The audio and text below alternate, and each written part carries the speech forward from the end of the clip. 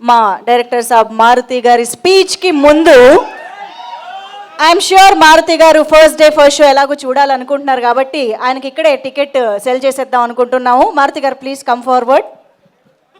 నన్నే కొనమంటున్నారు. ఎస్, ఇప్పుడు దాకా అందరు కొన్నారు. రాణా గారు కొనేశారు, అందరు కొనేశారు. సో మీరు తర్వాత వచ్చారు కాబట్టి మీ ఫోన్ తీసి ఒక్కసారి స్కాన్ చేశారంటే డైరెక్ట్గా 99 రూపాయలకే మీరు మోగిలి టికెట్ కొనేయచ్చు. ఫస్ట్ డే ఫస్ట్ షో చూసేయచ్చు. ఇది స్కాన్. క్లోజ్ తీసుకోండి అమ్మా ఒకసారి. ఈ లోపు స్కాన్ లాగా లేదు, స్కామ్ లాగా ఉంది. ఇదంతా శశి గారి ప్లాన్. ఓకే ఓకే 99 రూపాయలు మీకు ఫోన్ పే ద్వారా వచ్చాయి. Thank you boss.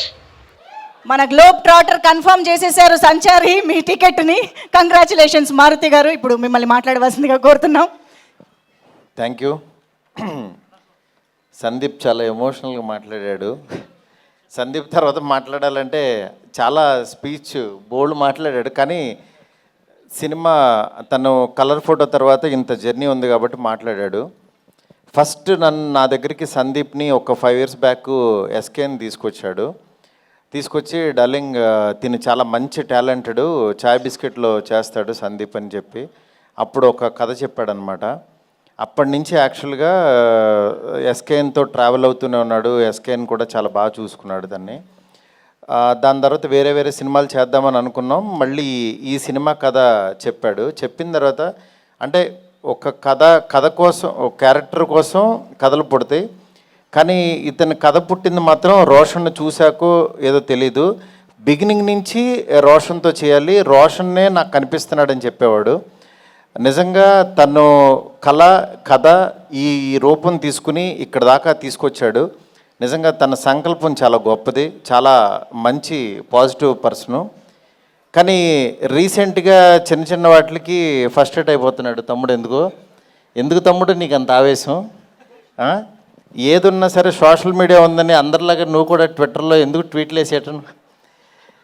ఒకటి గుర్తుపెట్టుకో తమ్ముడు, పెద్దవాళ్ళ దగ్గరికి వచ్చినప్పుడు యాక్చువల్గా వాళ్ళు నిజంగా బాలయ్య బాబు గారు మన దగ్గరికి రావటం నీ అదృష్టం. ఎందుకంటే ఆయన రాబట్టి యాక్చువల్గా నీ మోగ్లీ సినిమా ఇంకా చాలామందికి తెలియని వాళ్ళకి కూడా తెలిసింది. లేకపోతే మన సినిమాకి కొంతమంది వరకు తెలిసేది, అంటే దాంతోపాటు వస్తుంది అని. అందువల్ల ఎందుకు ఈ మాట అన్నానంటే, శంకర్ దాదా ఎంబీబీఎస్తో పాటు ఆనంద్ సినిమా వచ్చింది. ఆనంద్ సినిమా శంకర్ దాదా ఎంబీబీఎస్తో పాటు వచ్చింది కాబట్టి, చిరంజీవి గారిది వచ్చింది, దాంతోపాటు వచ్చింది కాబట్టి చాలామందికి తెలిసింది.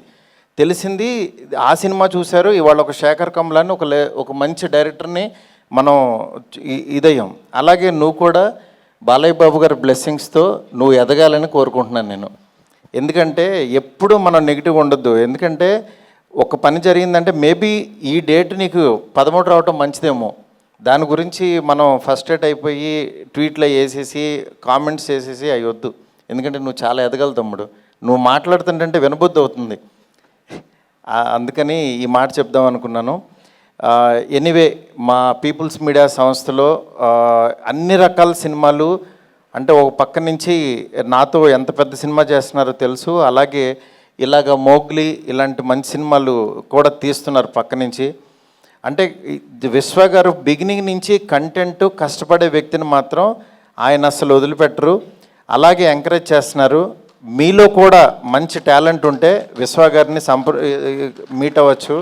ఎందుకంటే ఆయనకు అసలు అవసరమే లేదు సినిమాలు తీయాల్సిన అవసరం, కానీ నిజంగా ఇండస్ట్రీకి ఏదో రుణపడి ఉన్నట్టే ఆయన వచ్చి ఇక్కడ ఒకటి ఆడినా ఒకటి ఆడకపోయినా సరే కంటిన్యూగా ఈ ఇండస్ట్రీని ఎంత పోషిస్తున్నారో నాకు తెలుసు లిటరల్గా.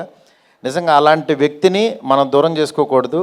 ఈ సినిమా ద్వారా ఇంకా పెద్ద సక్సెస్ ఇచ్చి పీపుల్స్ మీడియా సంస్థలో ప్రతి సంవత్సరం ఇలాంటి మోగ్లీలు ఎన్నో రావాలని చెప్పి మనస్ఫూర్తి కోరుకుంటున్నాను. సుమా గారు రాలేదు, మమ్మల్ని యాక్చువల్గా ఆవిడే పుష్ చేశారు నిన్న రమ్మని. కానీ ఇందాక రోషన్ అడిగితే చెప్తున్నారు మదర్ ఇంకో 2 సినిమాల వరకు రారన్నారని. రాకపోయినా నీ వెనకాల ఉన్న శక్తి ఆవిడే తమ్ముడు. నెక్స్ట్ ఈ సినిమాలో స్ట్రెంగ్త్, ఈ సినిమా ఎందుకు సక్సెస్ అవుతుంది అనుకునే దీంట్లో బండి సరోజ్ గారిని ఎంచుకోవటం. సార్ మీ one of the fan sir. నేను మీ డైలాగ్స్కి నేను ఆ మాంగళ్య బలం మొదలు పెడితే అలా కారులో కూర్చొని చూస్తానే ఆఫీస్కి వచ్చేసాను సార్. అంటే నిజంగా ఎంత ప్యాషన్ అంటే నేను ఈ రోజుల్లో తీసినప్పుడు అలాగే ఇరుచుకుపడిపోయేవాడిని, రాసేసేవాడిని. అట్లా యాక్చువల్గా సరోజ్ గారిని చూస్తే చాలా గొప్పగా అనిపించింది. సార్ మేము కూడా ఒక మంచి క్యారెక్టర్ రాసుకుంటాం సార్, చేయాలి సార్ మీరు. ఎనీవే ఇక్కడికి ఈ టీంని బ్లెస్ చేయడానికి వచ్చిన రాణా గారికి నిజంగా ప్రతి చిన్న సినిమా ఏదన్నా క్వాలిటీ బాగుందంటే మా వెనకాల రాణా గారు ఉన్నారంటున్నారు. రాణా గారికి చెప్పాను సార్ బాగుందంటున్నారు. అలాగే రాణా గారు, సురేష్ బాబు గారు మంచి కంటెంట్ ఉన్న సినిమాల్ని థియేటర్స్ తీసుకొచ్చి రిలీజ్ చేస్తున్నారు. ఆ సినిమా గురించి గట్టిగా లౌడ్గా చెప్తున్నారు. రాణా గారికి చాలా చాలా థ్యాంక్స్ సార్. టీం అందరికీ కూడా చాలా బాగా ప్రొఫెషనల్గా చాలా బాగున్నాయి, అన్ని క్రాఫ్ట్స్ చాలా బాగా చేశారు. ఈ సినిమా బాగా ఆడాలని మనస్ఫూర్తి కోరుకుంటున్నాను. All the best to entire team. Thank you so much.